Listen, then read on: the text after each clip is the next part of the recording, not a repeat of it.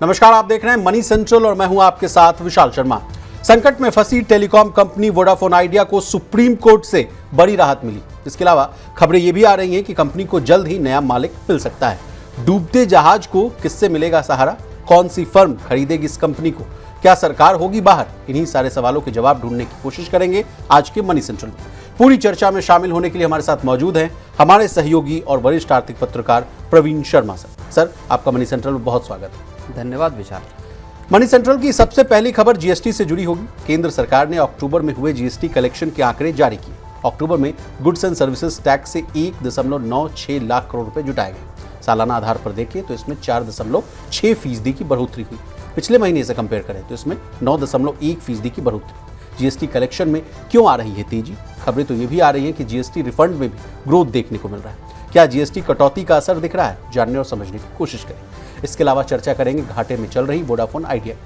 घाटे में चल रही वोडाफोन आइडिया को अमेरिकी कंपनी का सहारा मिल सकता है। इकोनॉमिक टाइम्स के अनुसार अमेरिकी निवेश फर्म जो है टिलमैन ग्लोबल होल्डिंग्स, जिसको कि आप TGH के नाम से जानते हैं, वो वोडाफोन आइडिया में 4 से 6 अरब डॉलर का इन्वेस्टमेंट करने की प्लानिंग कर रही है। क्या है पूरी खबर, इसको भी विस्तार से डिकोड करने की कोशिश करें।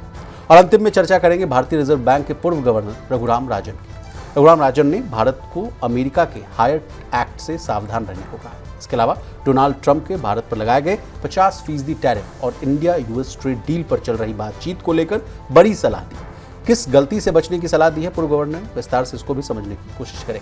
तो चलिए बिना देर किए फटाफट करते हैं मनी सेंट्रल की शुरुआत। जीएसटी दरों में बदलाव के बाद अक्टूबर का जीएसटी कलेक्शन का नंबर जारी हो चुका है। अक्टूबर में कुल जीएसटी कलेक्शन 4.6% बढ़कर करीब 1.96 लाख करोड़ हो गया। कहा जा रहा है कि सर ये बढ़ोतरी जीएसटी रेट रैशनलाइजेशन और त्योहारी सीजन में शानदार खरीदारी के बाद हुई। सबसे पहले प्रवीण सर, आपसे इन आंकड़ों पर राय लेना चाहते हैं। कैसे देख रहे हैं इन आंकड़ों को? नहीं, देखिए, ये आंकड़े ऐसे वक्त पे आए हैं जबकि सरकार ने एक बड़ा दांव खेला था जीएसटी रेट्स को रेशनलाइज करने का, 2 जीएसटी रेट्स को खत्म करने का, 12% और 28% वाला। 28%। उसके बाद और जब ये फैसला किया गया था जीएसटी काउंसिल का, उस वक्त भी इस बात को लेके सरकार की तरफ से भी कहा गया था कि 48,000 करोड़ रुपए का रेवेन्यू इम्प्लीकेशन हो सकता है। अलग अलग जो रिपोर्ट्स आए, अलग अलग उनमें बात कही गई कि साहब, किसी में कहा गया 2 लाख करोड़ का लॉस हो सकता है, राज्यों को बड़े लॉसेस होंगे, और इस तरह के तमाम तरह के एंटिसिपेशन और डर जो है वो कायम हुआ कि खजाने को बहुत ज़्यादा यहाँ से चोट पहुँच सकती है। सरकार का जो फिस्कल डेफिसिट का टारगेट है वो सारा गड़बड़ा सकता है। सरकार ने राहत तो बड़ी दे दी जी। और अब जब जो अक्टूबर के जो आंकड़े आए हैं, ये आंकड़े एक तरह से इस पूरी थ्योरी को गलत साबित करते हुए दिखाई दे रहे हैं। तो कैसे ये थ्योरी गलत हुई सर? अब आप समझिए कि किसी ने इस बात का अंदाज़ा नहीं लगाया था कि अक्टूबर के जो जीएसटी सेल्स के नंबर होंगे, जीएसटी के कलेक्शन के, वो नंबर आपके इतने अच्छे नंबर होंगे जी। जो 1.97 या 1.96 लाख करोड़ रुपए के नंबर हैं, जो 4.6% ईयर ऑन ईयर है, और मंथ ऑन मंथ आपने बताया 9% ज़्यादा है। और सर ये लगातार 10वां महीना है प्रवीण सर कि जब जीएसटी कलेक्शन का जो आंकड़ा है ये 1.8 लाख के आंकड़े से ऊपर है। बिल्कुल। तो अब आप ये बात मानकर चलिए कि लग ये रहा था कि कहिए कि ये 1.25 लाख करोड़ रुपए के आसपास आंकड़ा रह जाए, इतना शॉर्टफॉल हो। सरकार ने 2 जो बड़े ब्रैकेट थे उनको हटा दिया। ज़्यादातर आइटम, तकरीबन 400 आइटमों को जो है वो सस्ता कर दिया गया। तो ये अंदाज़ा किसी को नहीं था, इनफैक्ट गवर्नमेंट को भी अंदाज़ा नहीं था। और ये जब आंकड़ा आया है तो इसने उसी जो बात को मैं कह रहा हूँ कि पूरा का पूरा जो है एक उलटबाजी यहाँ पे होती हुई दिखाई दे रही है। लोगों ने फेस्टिवल सीजन में जिस तरह से ख़रीदारी की और उसके अलग अलग नंबर्स हैं, और अब इन्हीं नंबर्स को देखते हुए SBI रिसर्च की भी एक बड़ी रिपोर्ट आई है जिसमें उन्होंने कहा है कि अब ऐसा लग रहा है कि जो इस फिस्कल ईयर के लिए FY 25-26 के लिए जो सरकार का जीएसटी कलेक्शन का जो बजटरी एस्टीमेट है, बजट का अनुमान है, हो सकता है हम उसको भी एक्सीड कर जाएं जी। और अब आप समझिए कि लगभग 13 लाख करोड़ रुपए के आसपास का जीएसटी कलेक्शन, 13.89 लाख करोड़ रुपए का जीएसटी कलेक्शन अब तक हो चुका है जी। पिछले साल ये 12,74,000 करोड़ रुपए के आसपास का था इतने ही पीरियड में जी। तो ये एक बड़ा टर्न अराउंड है बेसिकली, और ये चीज़ दिखाता है कि इकोनॉमी किस तरह से मजबूती दिखा रही है। जो सरकार के जो एक तरह से मैं इनको मानता हूँ कि स्टिमुलस जो एक्शंस हैं उनका असर सीधे तौर पे इकोनॉमी में अब परकुलेट होता हुआ नजर आ रहा है। आपने ठीक कहा प्रवीण सर कि सितंबर 22 से लेकर अगर अक्टूबर 21 तक अगर आप जो त्योहारी सीजन कहिए उसमें अगर देश भर में जो है रिटेल सेल्स के आंकड़े अगर आप देखेंगे सर तो उसमें करीब 8.5% की बढ़ोतरी हुई है। और अगर इस दौरान अगर इस डेटा को और डिकोड किया जाए सर तो लोगों ने करीबन 6 लाख करोड़ की खरीदारी की है सर। और अब इसी आंकड़े के साथ मैं अब जो है ऑटो सेल्स के नंबर को भी जोड़ना चाहूँगा सर। मारुति इसमें एक और चीज़ है, ऑटो सेल्स के नंबर की हम बात करें, लेकिन एक और डर था जो राज्यों की तरफ से डर था। राज्य कह रहे थे कि साहब हमारा जो है जीएसटी कलेक्शन घट जाएगा, हमारे रेवेन्यू में बड़ी कमी आएगी। और अब जो अक्टूबर का नंबर आया वो ये बता रहा है कि कर्नाटक का 10% बढ़ा है जीएसटी कलेक्शन, महाराष्ट्र का 7% जीएसटी कलेक्शन बढ़ा है। तो जो एक ये चिंता थी कि राज्यों के भी जीएसटी कलेक्शंस बुरी तरह पिटेंगे, जो कामकाज चल रहा है, जो डेवलपमेंट के काम हैं या वेलफेयर स्कीम्स हैं, उसके लिए राज्यों को पैसा जुटाने में मुश्किल होगी। तो ये मुश्किल भी अब साफ तौर पे ऐसा दिख रहा है कि वो जो है वो आशंका भी गलत साबित हो रही है जी।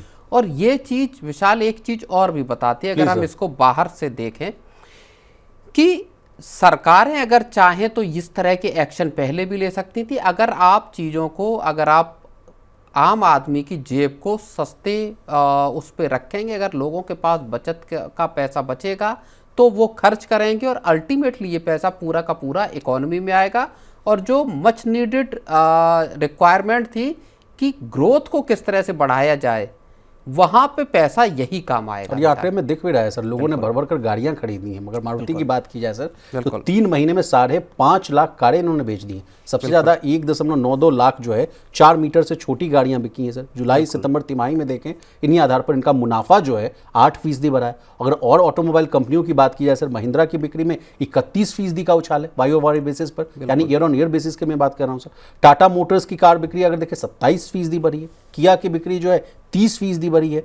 इसी के अलावा सर अगर इस पर आप अगर कोई कमेंट करना चाहेंगे तो अगर क्या पहले आप ये दे दीजिए, उसके बाद फिर यूपीआई ट्रांजैक्शंस पर भी मैं आपसे कुछ चर्चा करना चाहूँगा। ऑटो सेल्स के जो आंकड़े कैसे देख रहे हैं आप सर? नहीं देखिए, 4,70,000 गाड़ियाँ जो है वो बिकी हैं ओवरऑल। अगर हम देखें व्हीकल सेल्स को, ऑटो सेल्स को, 17% की इसमें ईयर ऑन ईयर की ग्रोथ है। एक जो बड़ी बात है वो खास तौर पे मारुति के आंकड़े क्योंकि देखना इसलिए ज़्यादा ज़रूरी हो जाता है कि छोटी कारों में मारुति का वर्चस्व है और छोटी कारों की बिक्री ये बताती है कि आपकी इकोनॉमी परफॉर्म कैसा कर रही है। मारुति ने एक महीने में 5 लाख गाड़ियों की बुकिंग की है। एक साल पहले ये आंकड़ा कितना था? 3.5 लाख का। मतलब एक महीने का ये आंकड़ा मैं बता रहा हूँ, 22 सितंबर से 21 अक्टूबर तक का 5 लाख गाड़ियों की बुकिंग ये हुई है, जिसमें जो छोटी गाड़ियों की बिक्री का अगर हम हिस्सा देखें तो छोटी गाड़ियों की जो बुकिंग है वो दोगुनी हो गई है इसी पीरियड में। तो ये पहले रोते रहते थे सर कि छोटी गाड़ियों की सेल्स हैम्पर हो जाएगी, पर इन्वेंट्री बढ़ रही है, कैसे कामकाज होगा। बिल्कुल, ये सारी समस्या दूर हो गई। बिल्कुल। और ओवरऑल अगर आप देखेंगे रिटेल सेल्स छोटी गाड़ियों की तो वो 30% बढ़ी है इस दौरान। मारुति की छोटी गाड़ियों की रिटेल सेल्स 20% बढ़ी है। तो जो छोटी गाड़ियों की बिक्री जो ये पिटी पड़ी थी पिछले 1.5-2 साल से, आप देखें, फिर हम ये बता रहे थे कि साहब ट्रेंड पलट गया है, एसयूवीज लोग खरीदने लगे हैं और इस वजह से छोटी गाड़ियां नहीं बिक रही हैं। उसके साथ ही ये दर्द भी था इकोनॉमी का कि लोगों के पास पैसा नहीं था, लोगों को छोटी गाड़ियां भी इतनी महंगी हो गई थी कि आम आदमी की पहुंच से बाहर हो गई थी। इसलिए सरकार ने जैसे ही पहला कदम एक उठाया कि गाड़ियों को 18% के ब्रैकेट में डाला, जैसे ही छोटी गाड़ियों को, लोगों ने जो रुकी हुई खरीदारी थी वो भी एकदम से निकलकर सामने आई। विशाल सर, इसी बीच एक और नया रिकॉर्ड भी बना है, वो है यूपीआई ट्रांजैक्शन को लेकर। कहा जा रहा है कि अक्टूबर में सर यूपीआई से जो है 27 लाख करोड़ का जो है ट्रांजैक्शन हुआ है, यानी लेन देन हुआ है। इसमें सालाना अगर आधार पर देखा जाए सर 25% का ग्रोथ है सर। ये कौन से पिक्चर दिखा रहा है? The digital India, the new digital India? नहीं, बिल्कुल। देखिए, यूपीआई के आंकड़े हर महीने इसी तरह की तस्वीर दिखाते हैं, जहाँ पे कि जो आरबीआई की भी जो रिपोर्ट है बिल्कुल लेटेस्ट, वो ये बताती है कि देश में अब जो ट्रांजैक्शंस हो रहे हैं उसमें 99% से ज़्यादा ट्रांजैक्शन अब कैसे हैं, जो डिजिटली हो रहे हैं, चाहे यूपीआई से या और तरीक़ों से। कैश के ट्रांजैक्शंस की अब पूरी की पूरी जो हिसाब किताब था एक तरह से वो अब खत्म होता हुआ नज़र आ रहा है। बहुत लिमिटेड वे में अब नगद के ट्रांजैक्शंस हो रहे हैं जी। तो यूपीआई की कहानी तो पूरी दुनिया भारत में दरअसल भारत की तरफ देखती है उसमें। एक आंकड़ा है सर, उसके बाद एक जो है चिंताजनक बात है उसको भी हम आपसे डिकोड कराएंगे। जैसे अक्टूबर में हर दिन जो है एवरेज 66.8 करोड़ ट्रांजैक्शन हुए, जिसको वैल्यू के हिसाब से अगर देखा जाए सर तो 88,000 करोड़ रुपए के बीच रहे। लेकिन ये सब तो बड़ी गुडी न्यूज़ हो गई सर, 3 गुड न्यूज़। अब एक जो है चिंताजनक बात जिसको मैं आपसे समझना चाहूँगा, देखिए केंद्र सरकार का जो राजकोषीय घाटा है, यानी जो फिस्कल डेफिसिट है सर, फाइनेंशियल ईयर 25-26 के पहले 4 महीने में अगर देखा जाए तो सालाना आधार पर 70% बढ़ गया है सर। सीएजी का जो है कंट्रोलर जनरल ऑफ अकाउंट्स के जो आंकड़े आए हैं सर, उसके हिसाब से अगर देखा जाए सर तो अप्रैल जून में जो घाटा था 4.68 लाख करोड़ रहा, जो पूरे साल के अनुमान का 29.9% है। अगर पिछले साल से इस आंकड़े को अगर कंपेयर करें तो उस समय मात्र 2.77 लाख करोड़ था। तो ये बहुत बड़ी चिंता वाली बात है, या इसको आप किस तरीके से देख रहे हैं इस आंकड़े को? नहीं, देखिए जाहिर तौर पर सरकार ने अपना एक तरह से कहें कि जो किटी है उसको पैसा खर्च किया है। सरकार केपेक्स पे भी पैसा खर्च कर रही है, सरकार कई तरीके के मीडियम पे भी पैसा खर्च कर रही है जी। उसके अलावा एक बड़ा जो झटका जो लग रहा है वो जो ट्रेड को लेके लग रहा है, ट्रेड इम्बैलेंस का जो इश्यू है वहाँ पे भी जब हम देखते हैं कि एक ट्रेड डेफिसिट हो रहा है, तो ये सब ओवरऑल पिक्चर मिला के, लेकिन मुझे भले अभी ये थोड़ा एक्सीड हुआ है, लेकिन मुझको ये लगता है कि सरकार अभी भी अपना जो फिस्कल पाथ है उस पर मजबूती से टिकी हुई है और अभी तक इस तरह की कोई बड़ी आशंका ऐसी नज़र नहीं आ रही जहाँ पे कि फिस्कल पाथ से चीज़ें डिरेल होती हुई नजर आए। ओके सर, ये आपने ठीक कहा कि जो मुख्य वजह जो देखने को मिले कि जो जंप है वो कैपिटल एक्सपेंडिचर में खर्च है, और उसको कहा जा रहा है कि अप्रैल जून में ये 31% बढ़कर 3.47 लाख करोड़ हो गई थी, जो पिछले साल अगर इसी अवधि में देखें तो ये खर्च जो था सीमित था 2.61 लाख करोड़ के आसपास। सर इसी बीच रिदम देसाई जो है उनकी भी बात मैं करना चाहूँगा, जो वो कह रहे हैं, उन्होंने चिंताजनक कुछ बातें कही हैं सर, उस पर भी चर्चा हम लोग कर लेते हैं।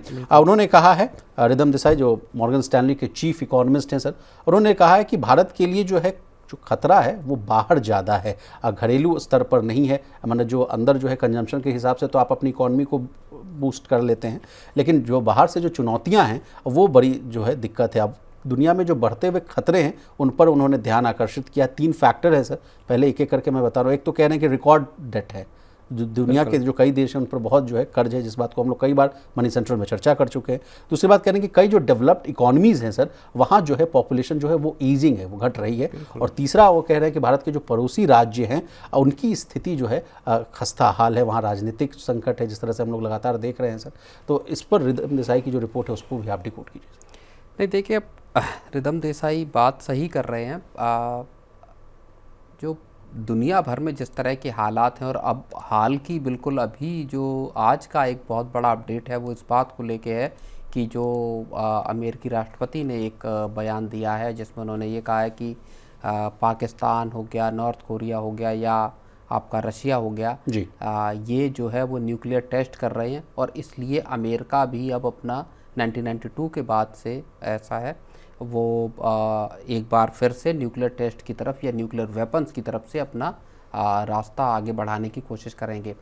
तो जियोपॉलिटिकल टेंशन्स फिर से बढ़ने वाले। ये असल में एक बड़ी खतरे की घंटी है पूरी दुनिया के लिए, जिस तरह से हालात बदल रहे हैं। और अभी हाल में ही रूस ने एक बैलिस्टिक मिसाइल का टेस्ट फायर किया। उस मिसाइल की खासियत ये है कि वो न्यूक्लियर पावर्ड मिसाइल है, न्यूक्लियर के इंजन से वो चलती है, और इसलिए उसकी रेंज भी जो है वो असीमित है। 14-15 हज़ार किलोमीटर की रेंज उसकी बताई गई टेस्ट में। तो इस तरह के अत्याधुनिक वेपन्स का जो इस्तेमाल या उनकी टेस्टिंग करना ये बताता है कि दुनिया में ट्रस्ट और दुनिया में स्टेबिलिटी धीरे धीरे कम हो रही है जी। और पिछले 3-4 साल को अगर आप देखोगे, जब से रूस यूक्रेन की जंग शुरू हुई, उसके बाद इजराइल हमास की जंग शुरू हुई 2023 में, वो सब ये बताते हैं कि दुनिया एक जो है पहले से कहीं ज़्यादा अनसेफ प्लेस होती जा रही है। अब जब लड़ाई झगड़े का माहौल क्रिएट होगा, जब इकोनॉमीज वेनेजुएला को भी लेके माना जा रहा है कि अमेरिका अटैक कर सकता है, वहाँ रिजीम चेंज हो सकती है, तो बहुत सारी चीज़ें ऐसी हैं। और ऐसे में अगर दुनिया भर में अनस्टेबिलिटी क्रिएट होती है तो उसका सीधा असर इकोनॉमीज पे पड़ता है, उसमें इंडिया भी शामिल है। तो इंडिया भले इंटरनली इंडिया स्ट्रांग है अपनी डोमेस्टिक कंजम्पशन से या बाकी चीज़ों से, लेकिन आप एक्सटर्नली भी एसोसिएटेड हैं दुनिया भर से, चाहे ऑयल हो चाहे बाकी के रिसोर्सेज हो। इस बात को कई बार जो है आरबीआई के एमपीसी में हम लोगों ने आरबीआई के गवर्नर के मुख से भी बातें जो है सुनते हुए देखा था, और वित्त मंत्री साहब भी जो हैं वो कहती हुई नजर आई थी कि भाई ये भी चैलेंजेस हैं। बिल्कुल। चलिए सर आगे बढ़ते हैं। वोडाफोन आइडिया को सुप्रीम कोर्ट से बड़ी राहत मिली है। कोर्ट ने अपने हाल में जो दिए गए जो आदेश है उसमें जो है संशोधन को मंजूरी दे दी है, जिसके बाद सरकार अब सिर्फ जो है अतिरिक्त एजीआर ही नहीं बल्कि सभी एजीआर बकाया और पेनाल्टी की जो है डी असेसमेंट पर विचार कर सकती है।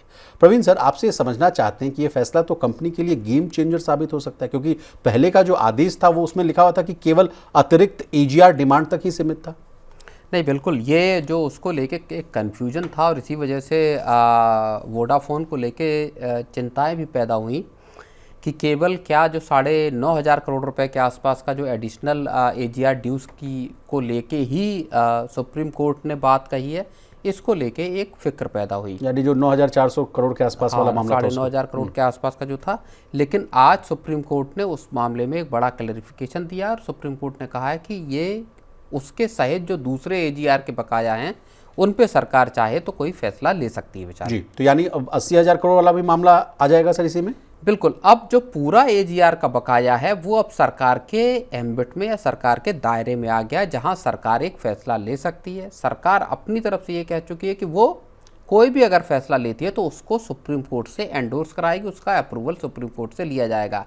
लेकिन बड़ा अपडेट इस मामले में यही है कि सुप्रीम कोर्ट की तरफ से अब एक बड़े राहत का रास्ता साफ हो गया है। सरकार के पाले में गेंद डाल दी गई है कि अब आप तय कर लीजिए कि किस मद में कितनी आप राहत दे सकते हैं। इंटरेस्ट वाला पोर्शन है या पेनल्टी वाला पोर्शन है वहाँ देना है, या जो एजीआर का टोटल बकाया है उसकी लिमिट को, उसका जो ड्यूरेशन है पेमेंट का, उसको एक्सटेंड करना है। तो सरकार के पास अब ऑप्शंस बहुत सारे हैं, हाथ खुले हुए हैं सरकार के, और इसी वजह से वोडाफोन के लिए ये सबसे बड़ी रिलीफ है। और जैसे ही सर ये खबर आई सर, शेयर धारकों के लिए बड़ी रिलीफ वाली बात आई, मतलब 10% चढ़ गया सर, 9.5 रुपये के आसपास जो है वोडाफोन आइडिया का शेयर जो है दिख रहा है। और सर मार्च 2025 तक की अभी जो वास्तु स्थिति वो भी मैं अपने व्यूअर्स को बता दूं, वोडाफोन आइडिया पर कुल 83,500 करोड़ का जो है एजीआर ड्यूज है। इसमें से 9,450 करोड़ का जो अतिरिक्त एजीआर ड्यूज है इसको माना जाता है, जिसको अभी प्रवीण सर ने आपको डिकोड करके बता दिया। सर इसके अलावा एक इकोनॉमिक टाइम्स की एक खबर है जिसमें कहा गया कि अमेरिकी जो निवेश फर्म है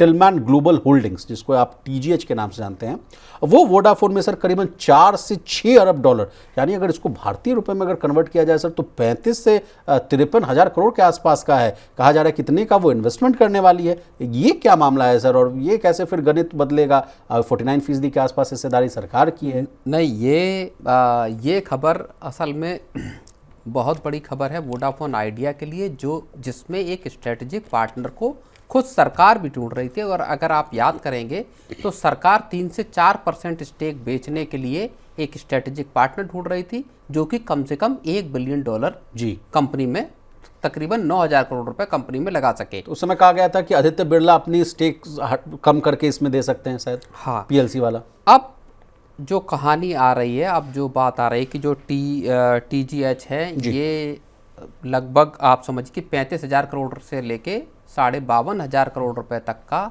स्टेक खरीद सकते हैं। एक बात है। दूसरी बात PE फर्म है। दूसरी बात यह है कि जो कंपनी है वो इसमें प्रमोटर का दर्जा हासिल करने के लिए इच्छुक है। सरकार के पास 49% का स्टेक है, तो सरकार जाहिर तौर पर मेजॉरिटी एक तरह से स्टेक होल्डर रह सकती है, लेकिन वो किसी भी मैनेजमेंट में सरकार दाखिल नहीं होना चाहती। सरकार इस बात को पहले भी कह चुकी है जी। तो वोडाफोन आइडिया को जो कैपिटल की रिक्वायरमेंट है, जिसमें कि उसके जो प्रमोटर हैं वो पैसा लगाने से दूरी बनाए हुए थे, पैसा नहीं लगा रहे थे, अब एक बाहर से एक्सटर्नल इन्वेस्टर ऐसा मिलता हुआ दिखाई दे रहा है जो कि कंपनी में अगर 35,000 करोड़ रुपए भी लगाए जाते हैं तो वोडाफोन आइडिया की एक जो बड़ी दिक्कत थी कि साहब ऑपरेशंस को कैसे चलाया जाए, 5G रोल आउट कैसे तो किया जाए। वो दूर होगी। लेकिन कंडीशन इस पूरे जो उसमें है वो ये है कि भारत सरकार जो है सरकार वोडाफोन जो आइडिया है- की जितनी भी जो देनदारियां हैं उसको निपटाने के लिए एक ठोस जो है पैकेज दी। रिलीफ या रीस्ट्रक्चरिंग की जाए एजीआर बकाया और बाकी चीज़ों को। देखिए, इस चीज़ को लेके हम भी कई बार इस बात को कह चुके हैं, हम लोग अपने प्रोग्राम में डिस्कस कर चुके हैं सर कि कोई भी इन्वेस्टर या कोई भी बैंक वोडाफोन आइडिया में पैसा तब लगाएगा या वोडाफोन आइडिया को clarity पैसा मिलेगा। तब देगा जब उसको एक पॉलिसी क्लियरेंस दिखाई दे, एक पॉलिसी की क्लियरिटी दिखाई दे कि साहब अब इसके बाद कंपनी पे इतना कर्ज बचेगा, इतना कर्जा कंपनी को चुकाना है, इस तरह से चुकाना है, या जो एजीआर के बकाया हैं वो इस तरह से चुकाने हैं, और कोई देनदारी नहीं है। सरकार कभी भी आके या कोई तीसरा पक्ष कभी भी आके किसी देनदारी को लेकर खड़ा नहीं होगा। तब जब आपको विजिबिलिटी दिखाई देगी कि अब ठीक है, अब 5 से 7 साल में मैं इसका टर्न अराउंड कर सकता हूँ इस कंपनी का, इससे यहाँ से मुझको अर्निंग विजिबिलिटी आएगी, तभी कोई पैसा लगाएगा। और ऐसे में ये जो एक कंडीशन है वो जायज़ नज़र आती है कि एक बार क्लैरिटी आ जाए कि सरकार कितनी राहत दे रही, क्या दे रही, उसके बाद कंपनी में कोई इन्वेस्ट करे। सर एक सवाल मैं फिर से आपसे दोहराना चाहूँगा कि जो कहा जा रहा है कि प्रोमोटर बन जाएगी, तो प्रोमोटर बन जाएगी तो इससे क्या फ़ायदा होगा सर, एकदम आसान भाषा में आपसे हम समझना चाहेंगे।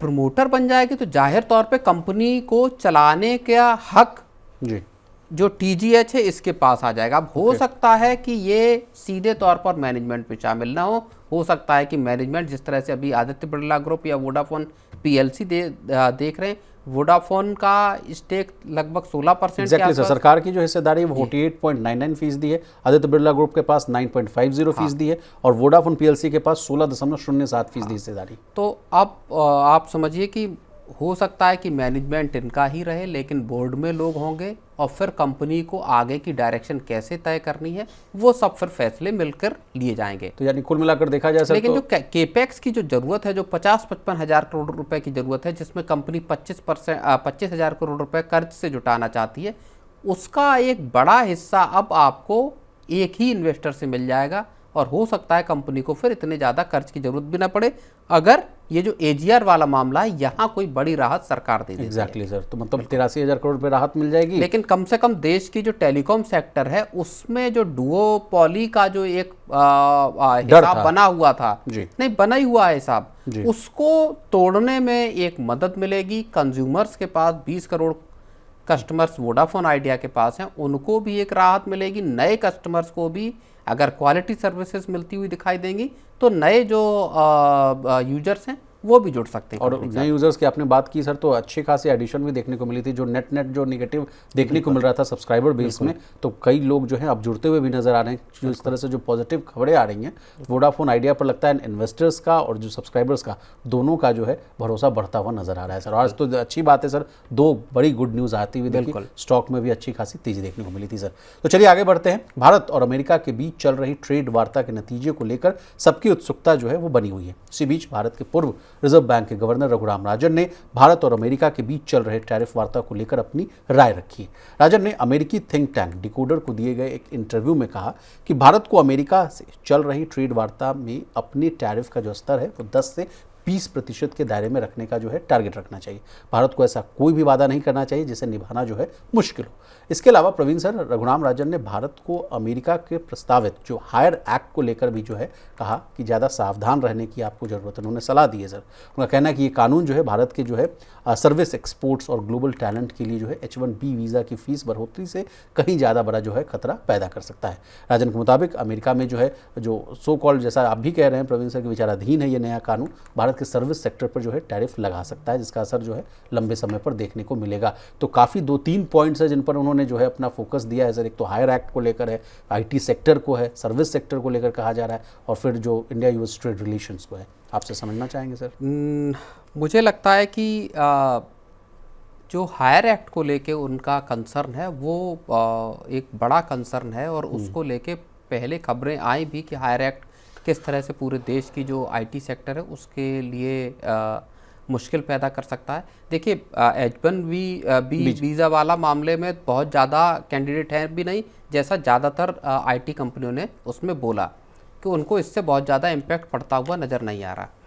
लेकिन हायर एक्ट दरअसल पूरे के पूरा जो आईटी आउटसोर्सिंग का काम है जी। उस पे एक लगाम लगा देगा। तो आप जो काम भारत में बैठ के कर रहे हैं अमेरिकन कंपनियों के लिए, उनके काम को मिलने में भी, कॉन्ट्रैक्ट मिलने में भी मुश्किलें पैदा हो जाएंगी।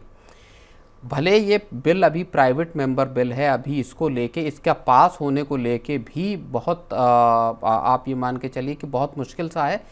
अगर लेकिन तब भी अगर ये, और इस वजह से भी ये चीज़ मुमकिन हो सकती है क्योंकि अमेरिका में ट्रंप का प्रशासन है, और पिछले अगर आप 9-10 महीने को अगर आप देखेंगे उठा के, तो ऐसे ऐसे रेडिकल और ऐसे ऐसे उलटफेर हुए हैं जिनकी किसी ने कल्पना नहीं की होगी कि इस तरह के कदम, चाहे आप इलीगल इमिग्रेंट्स का मामला देख लीजिए, इमिग्रेशन के लॉज को देख लीजिए, अमेरिका किस तरह से चेंज कर रहा है, या फिर फैक्ट्रियां दुनिया भर की अमेरिका में लगाने की बात हो ट्रेड को लेके।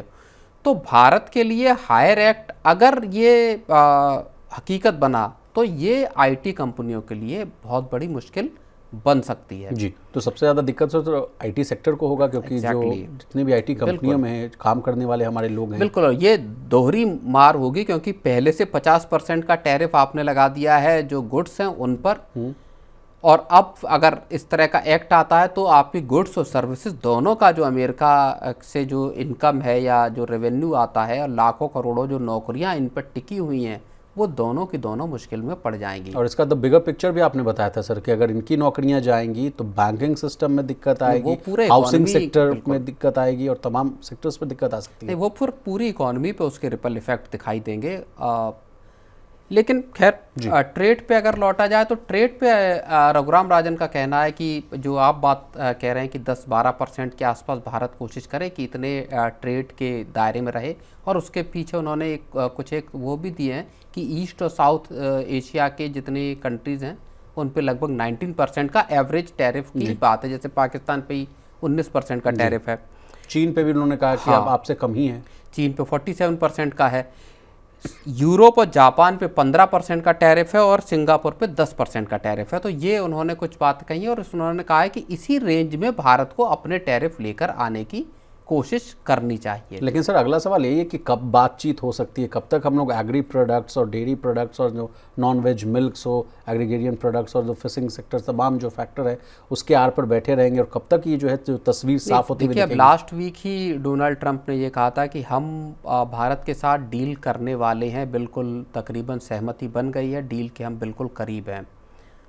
अब उसमें डील में क्या क्या चीज़ें फाइनलाइज हुई हैं, क्या नहीं हुआ फाइनलाइज, वो देखने वाली बात होगी। लेकिन ओवरऑल अगर आप देखेंगे तो ट्रेड डील का होना भी इस वक्त भारत के लिए बेहद महत्वपूर्ण है, क्योंकि अगर आप खबरों को देखेंगे तो चाहे जेम्स एंड ज्वेलरी हो या बाकी के जो एक्सपोर्ट है उनमें भी एक बहुत बड़ा झटका दिखाई दिया है। तो ये एक बहुत बड़ा जो नौकरियों के जाने का खतरा था वो दिखाई दे रहा है। भारत को भी कोशिश करनी होगी कि अपना जो ट्रेड बैरियर्स हैं अपने एंड पे उनको कम करा जाए जी। लेकिन वो जो वादों की बात कर रहे हैं कि ऐसे वादे न करें जिनको पूरा न कर पाए, तो बिल्कुल उसमें बहुत सारी चीज़ें, उसमें सीधे तौर पर एग्री और आपका डेयरी प्रोडक्ट्स के चीज़ें आ जाती हैं, जहां एक बड़ा स्टिफ रेजिस्टेंस सरकार को देश में भी उठाना पड़ सकता है अगर भारत ज़्यादा रियायतें देता है। अच्छा सर, रघुराम राजन की बात हो रही है सर, तो आपसे समझना चाहेंगे कि इनका एक बहुत ही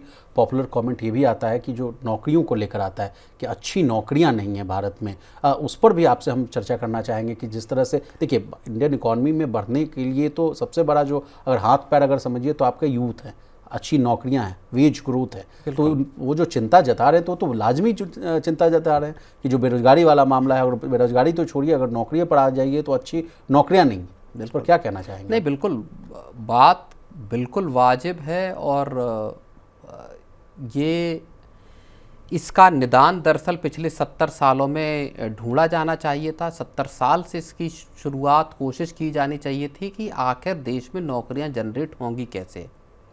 हमको देश को जब देश को बिल्ड किया जा रहा था आज़ादी के बाद, तब हमको इस बात का अंदाज़ा लगाना चाहिए था कि हमारी देश की इकॉनमी चलेगी कैसे, देश में नौकरियां रहेंगी कैसे। अब उस वक्त जो मुझे समझ में आता है हुआ ये कि चूँकि आबादी कम थी, चूँकि कामकाज के लिए सरकारी नौकरियों में लोग कम थे, तो ऐसा माना गया चाहे फौज या दूसरे आप पुलिस या उनमें देख लीजिए कि नौकरियों के लिए लोग कम पड़ रहे थे, नौकरियां थीं, लोग कम थे। तो तब सरकार ने इस तरह का फ्यूचरिस्टिक प्लानिंग नहीं की जहां पे कि आप देश को एक कारोबार आधारित इकोनॉमी बनाते, जहां पे कि बिजनेस में नौकरियां ज़्यादा पैदा होती, वहाँ ज़्यादा लोग एम्प्लॉय हो पाते और फिर उनके पास वोकेशनल ट्रेनिंग होती। ये सब काम हुआ नहीं पिछले, अगर आप लंबे वक्त में देखें। अब समस्या ये आ गई है कि जो युवा है वो बीए किए हुए, एमए किए हुए, और ये मैं फिर बोलता हूँ तो कहानी लंबी हो जाती है, लेकिन डेमोग्राफिक डिविडेंड की बात कर रहे हैं। डेमोग्राफिक डिविडेंड तो है हमारे पास, युवा है लेकिन अनस्किल्ड युवा है। अब उसको नौकरी मिलना शुरू हुई है कि जब स्टार्टअप्स को छाए, जिन्होंने ऑनलाइन डिलीवरी, ड्राइवरी, इस तरह के कामों को देना शुरू किया, तो वहाँ लोग लग रहे हैं, लेकिन क्या वो परमानेंट जॉब्स हैं?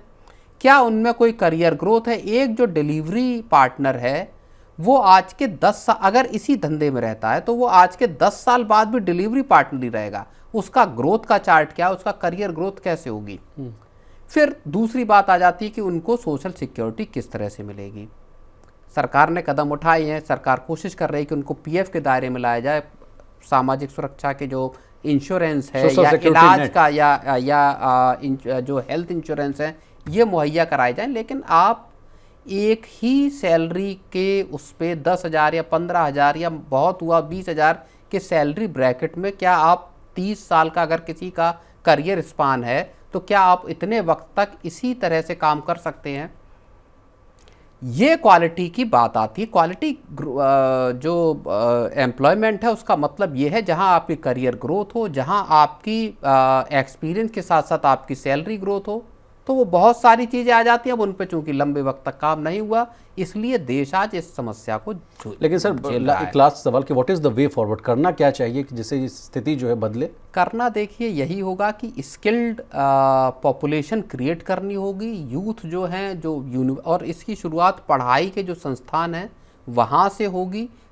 मेंटलिटी बदलने की ज़रूरत है। जहाँ आप ये सोचते हैं कि मैं बीए करूं, एमए करूं, बीएड करूं या और कुछ करके एमफिल करके फिर मैं सरकारी नौकरी का रास्ता तलाश करूं, जब सरकारी नौकरी नहीं मिले फिर मैं या ट्यूशन पढ़ाऊं या किसी तरह से अब कुछ करूं, तो उसमें लोगों के 30-35 साल ऐसे ही ख़त्म हो जाते हैं। उसके बाद आपके पास फिर करने के लिए ज़्यादा कुछ होता नहीं है। तो अर्ली एज पे आपको आपके स्किल्स मिलने चाहिए। ओके। बहुत शुक्रिया प्रवीण सर, आपने अपना कीमती समय निकाला और तमाम विषय को बहुत ही आसान भाषा में विस्तार से समझाने की कोशिश की। तो आज के मनी सेंट्रल में बस इतना ही। इसी तरह देश, दुनिया और बिजनेस जगत से जुड़ी तमाम ताज़ा तरीन खबरों के लिए बने रहिए हमारे साथ और देखते रहिए मन नहीं।